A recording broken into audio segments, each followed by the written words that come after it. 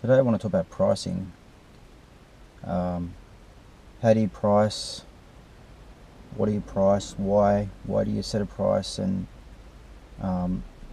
what information do you consider setting a price for photography, for all the services you do as a real estate photographer? How do you come up with those prices? And that's a question I struggled with for years. A question most photographers struggle with at some point, usually in the beginning. Sadly though, most of us struggle constantly with maintaining our prices, increasing prices, and just generally trying to get it right. I think most people want to charge fairly. Most people don't want to be too overcharged. I don't want to overcharge. I want to charge too much. You don't want to charge too little though, definitely. You want to kind of find the right balance where you can earn a good living, make a tidy profit in your business, and get repeat work.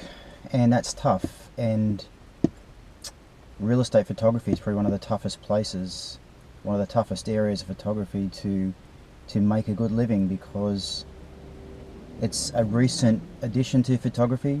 Prior to kind of 2010, there was very little real estate photography around, and it's really come to its own since probably 2008, 2010 onwards. Real estate photography has kind of come into its own, so it doesn't have a really long history. Prior to that time, people, real estate agents would take photos on their own cameras with film and have them developed, and it was only your high-end properties that would have a photographer come in and shoot film. And seeing how real estate photography is a pretty new field, a lot of photographers have gone in and charged too little. A lot of, how do I say it? Do I say amateurs? I'll say amateurs. A lot of amateurs, a lot of people with aspirations to be a photographer, a lot of people who don't want to or can't stomach shooting portraits or weddings, see real estate photography as easy, because I guess because buildings don't move, they don't talk back. Is that true? No. No. Is real estate photography easy? No. No, it's actually quite hard. Sure, buildings don't talk back, but we're still dealing with real estate agents. We're still dealing with the vendor, often dealing with tenants. So there's lots of people you deal with. If you want a photography job where you're not dealing with anyone at all, you probably need to set up a studio and shoot product photography. Because real estate agents, let me tell you, people talk about bridezillas. Yeah, well, real estate agents have their fair share of bridezillas. Let me tell you that. Real estate agents are high pressure salespeople. They're high pressure types. They're those alpha male, alpha female, top of their sales class, go get 'em kind of people. There's a lot of those people in the industry. Sadly, there's a lot of shonks in the industry. So it's not an easy industry to get into. And pricing, hard. You're dealing with high pressure salespeople, people who are used to sales, people who are used to all the tactics, who know all the tactics, people who can elicit things from their vendors, and they can elicit a higher bid from people who bid on property. So you're dealing with those kind of people, and it's not easy to set a price. So most photographers, when they approach pricing in a real estate photography world, think firstly about the quality of their photos. They think, well, my photos are this kind of quality, and they're not fully professional yet. I'm not 100%. I'm not a world-class architectural photographer. I'm only just starting out, so I need to charge X amount of money, which is often too little, which is always too little usually. And then when I get better, I'll be able to charge more. So they go in, they'll quote a small amount, and often you'll pick up a client, you'll pick up an agent, and they'll say, yeah, that's great, I love those prices, I like what you're promising me. They'll give you some jobs. You go and shoot those jobs, and you realize, okay, I need to put these photos together, but This is a lot harder than what I thought it was going to be. This is taking more time. And it's usually after a few jobs, after a few weeks, you realise, I've done this many jobs this week. I've only earned this much money. There has to be a better way of doing this because I'm just not earning enough money. And you hit that point really quickly because you're undercharged. As soon as you're undercharged, you're stuffed. I mean, you picked up an agent for X amount of dollars. Say you said, I'm going to do it for $100. So I'm going to shoot a whole photography, a whole job, a whole property for you, $100. That agent thinks, all right, I've got a photographer for $100. Bang, you're a $100 photographer. There's nothing you can do about it now. You've only just started out with a guy. You've got no credibility. You've got no long-term track record to be able to raise your prices with that agent.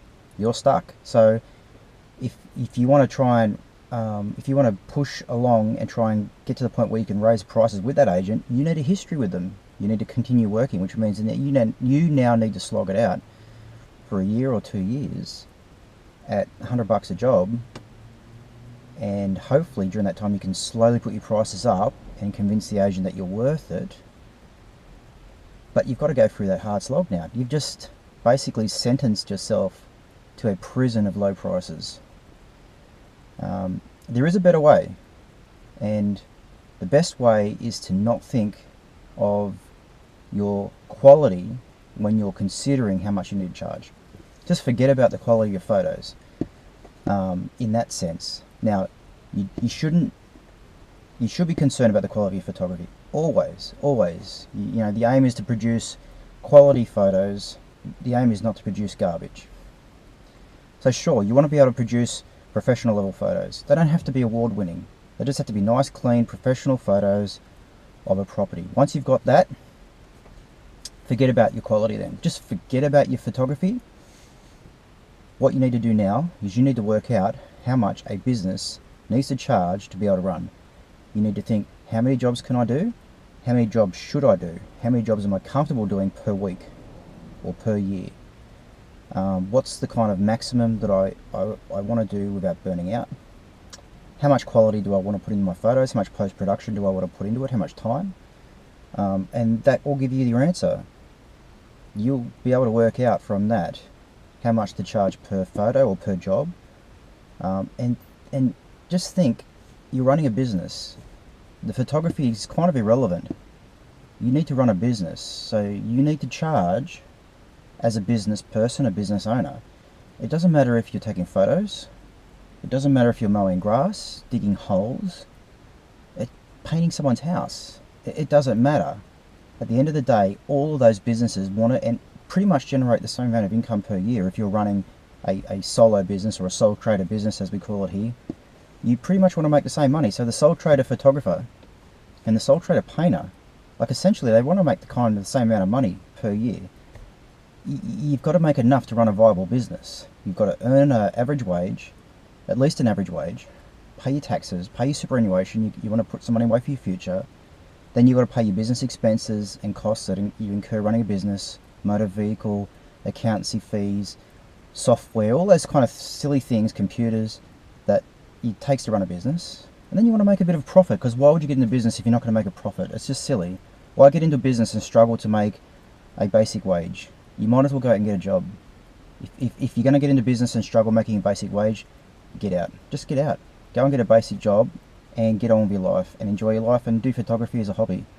If you're going to be in photography as yourself, if you're going to go into business as yourself, you need to run a business. You need to run a viable business. And learning how to run a business is actually more important than learning how to take good photos. Too many photographers get hung up on the art side of it. They're too precious about their art. And when they go into a business situation, when they start a business for themselves, they're concerned about the art of their work, and they think they're worth their photography is worth this much money or whatever because of their art and their potential and their talent and so forth. But the truth is, real estate agents don't give a damn about that. They just give a damn about the prices.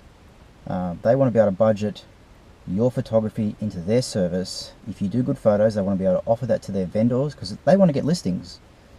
And if they can find a photographer who will make them look good, they'll bring you on board. Don't worry about that. And what I've learned over the years is when you're negotiating with a real estate agent, with your photography pricing, you've got to approach it from the point of, I'm running a business.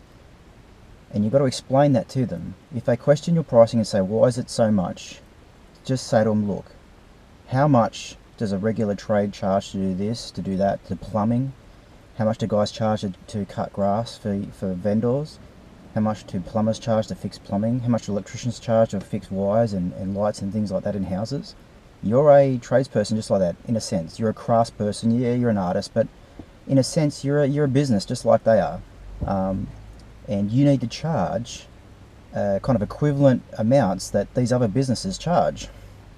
And once you explain that to a real estate agent, look, most of them who are business people themselves are going to understand what you're saying. They're going to understand where you're coming from, and a lot of them are open to listen. Don't worry about that. When I first started out, we were charging $60 to shoot 10 photos. It was stupid. $6 a photo was stupid money. Real estate agents at the time jumped on it because they thought, this is great, makes us look good. But we couldn't raise our prices. We tried to go up to $100 and they told us to get lost. Because you can think $60 to $100, that's like a 40%, how much percentage? I don't know, but it's a big percentage jump increase. It's a huge increase. You know, you're going $50 to $100, that's a 100% increase. So what is it, about 80%? $60 to $100, about 70-80% increase in their costs all of a sudden. That's huge. Think about it. You go really cheap and you double your prices, they'll look at it and say, you've just increased your price by 100%, I'm out of here. Stupid. Work out your prices beforehand. Work out how many jobs you're comfortable shooting per week. How many hours you're going to put into those jobs. Because, you know, I'm on site for an hour and a half. I shoot photos, I draw up a floor plan, and I'm on site on average for an hour and a half per job. I've got to drive to the job, I've got to drive back from the job. There's another hour at least, half an hour to an hour, add that on top. Then I'm going to process the photos. There's another hour of my day. All of a sudden that 1.5 hours becomes a 4-hour job. So each property will take 4 hours of your week.